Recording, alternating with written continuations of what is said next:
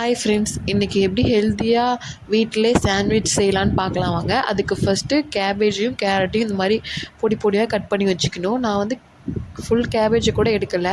இதோ அந்த மேலே ஒரு தோல் மாதிரி இருக்கும்ல, அதை மட்டும் தான் நான் எடுத்து அதை கட் பண்ணி வச்சுக்கிட்டேன். அதை நான் கட் பண்ணி வச்சிட்ருக்கும்போது விபிஷா என் கூட சேர்ந்து விளாண்டுட்டு இருந்தால், அவள் கூட கொஞ்சம் நேரம் விளாண்டுட்டு அதுக்கப்புறம் குக்கும்பர் இருக்குல்ல, குக்கும்பரையும் நல்லா தோல் சீவி எடுத்துகிட்டு அதையும் நல்லா தின்னான ஸ்லைஸாக கட் பண்ணி எடுத்துக்கணும். அது எந்த அளவுக்கு தின்னாக இருக்கணும்னா, நான் இப்போ உங்கள்கிட்ட எடுத்து காட்டுறேன் பாருங்கள். அந்த அளவுக்கு தின்னாக இருக்கணும். அப்போ தான் அதை நம்ம சாப்பிடும்போது நல்லாயிருக்கும்.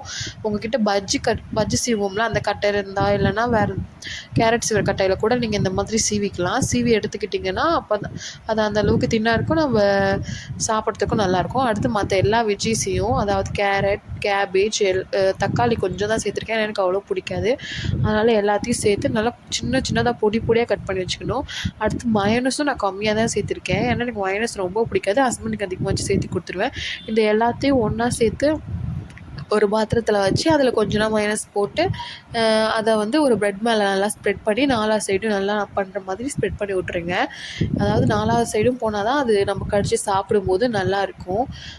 அதுக்கப்புறம் நம்ம ஆல்ரெடி தின்னாக குக்கும்பர் வெட்டி வச்சுருக்கோம் இல்லையா, அந்த தின்னாக வெட்டி வச்சுருக்க குக்கும்பரை எடுத்து அதையும் எல்லா இடத்துலையும் உங்களுக்கு எவ்வளோ பிடிக்குமோ அவ்வளோ ஸ்ப்ரெட் பண்ணி வச்சுக்கோங்க. உங்களுக்கு 2 பிடிக்குன்னா 2 வச்சுக்கோங்க. எனக்கு அதிகமாக பிடிக்கிறதுனால தான் நான் நிறையா வச்சுக்கிட்டேன்.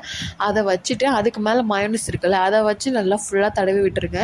நல்லா மயோனஸ் தடவி விட்டுட்டு, நீங்கள் மயோனஸ் வந்து இந்த அளவுக்கு கம்மியாக தான் எடுத்துக்கணும்னு இல்லை, நீங்கள் நிறையா கூட எடுத்துக்கலாம். அடுத்து இன்னொரு ப்ரெட் இருக்குல்ல, அதுலேயும் இந்த மாதிரி குக்கும்பரை வச்சு அதுக்கு மேலேயும் கொஞ்சம் மயோனஸை தடவி விட்ருங்க. இந்த மயோனஸ் வந்து நான் ஹோம்மேடாக ரெடி பண்ணது தான். அந்த மயோனஸோட ரெசிபி வேணும்னா கூட சொல்லுங்கள், நான் உங்களுக்கு ஷேர் பண்ணுறேன், அதுவும் ஒரு வீடியோவாக.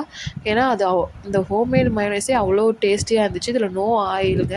நீங்கள் இந்த ரெசிபி வேணுன்னா கேளுங்க, கமெண்ட்ஸ் பண்ணுங்கள், நான் கண்டிப்பாக ஷேர் பண்ணுறேன்.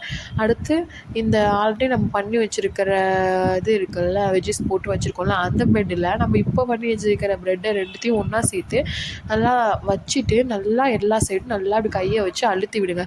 அப்போ தான் எல்லாம் நல்லா மெர்ஜ் ஆகிக்கிட்டு நல்லா அழுந்துச்சுன்னா தான் ஒன்றோட ஒன்று ஒட்டிக்கிட்டு எடுக்காமல் இருக்கும். இப்போ நான் நல்லா தோசைக்கல் இருக்குல்ல, அதை ப்ரீ ஹீட் பண்ணி வச்சுருக்கேன். நான் வந்து எந்த நெய்யும் பட்டரு எதுவுமே சேர்க்கலை, எண்ணெய் எதுவுமே சேர்க்கல.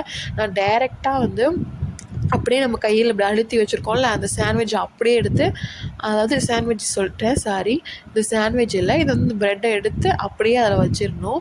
ஏன்னா இது ஃபுல்லாக மேக் பண்ணதுக்கு அப்புறம் தான் சாண்ட்விட்ச் ஆகும் இல்லையா. அடுத்து இதில் எடுத்து இதை வச்சுட்டு அப்படியே இப்போ ஸ்ப்ரெட் பண்ணி விட்ற மாதிரி மறுபடியும் தோசைக்கல்லையும் ஸ்ப்ரெட் பண்ணி விடுங்க, நல்லா அழுத்தி விடுங்க.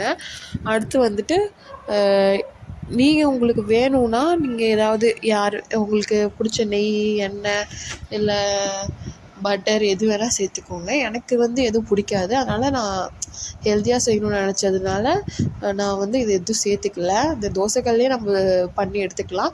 லைட்டாக வந்து பொன்னிறமாக எல்லாம் எடுத்துக்கலாம். நான் கொஞ்சம் ஓவராக கொஞ்சம் கிறிஸ்பியாக இருக்குமேன்றதுனால இப்படி பண்ணிட்டேன். நான் கையால் அழுத்தினது பத்தாதுன்னு திருப்பி போட்டுட்டு மறுபடியும் நம்ம கை வச்சா சுட்டுறோம் இல்லையா, அதனால் கரண்டியை வச்சு நல்லா அழுத்திக்கோங்க. நல்லா அழுத்திட்டு 4 சைடும் நல்லா அழுத்தி விட்டால் தான் அது நல்லா வெந்து வரும். அடுத்து அதை இன்னொரு தட்டில் மாற்றி வச்சுக்கோங்க. இன்னொரு தட்டில் மாற்றிட்டு இப்போ வந்து இதை ஓப்பன் பண்ணி நான் உங்களுக்கு காட்டுறேன் பாருங்கள். இது எந்த அளவுக்கு எல்லாம் மெர்ஜாக இருக்குன்னா, எல்லாம் ஒன்றோட ஒன்றா மெர்ஜாக இருக்கணும். அதாவது நம்ம ஓப்பன் பண்ணும்போது எதுக்கு நம்ம கையால் இப்படி அழுத்தணுன்றது நம்மளுக்கு தெரியும். இப்போ நல்லா கையால் அழுத்தினதுனால நம்ம இப்படி தூக்கும்போது கூட, நீங்கள் தூக்கும்போது பார்த்துருப்பீங்க, கீழே விழுந்திருக்காது. இதை ஓப்பன் பண்ணி காட்டுறேன் பாருங்கள், உங்களுக்கே தெரியும். இப்போ வந்து அவ்வளோதான் ஃப்ரெண்ட்ஸ், நம்ம சிம்பிளான ஹோம்மேட் சாண்ட்விச் வந்து ரெடி ஆகிடுச்சு. இந்த மாதிரி மோர் வீடியோஸ் உங்களுக்கு வேணும்னா என்னோடய சேனலை சப்ஸ்கிரைப் பண்ணுங்கள், லைக் பண்ணுங்கள், கமெண்ட்ஸ் பண்ணுங்கள். உங்களுக்கு ஏதாவது டவுட் இருந்தாலும் கமெண்ட்ஸ் பண்ணுங்கள், நான் ரிப்ளை பண்ணுறேன். பாய்.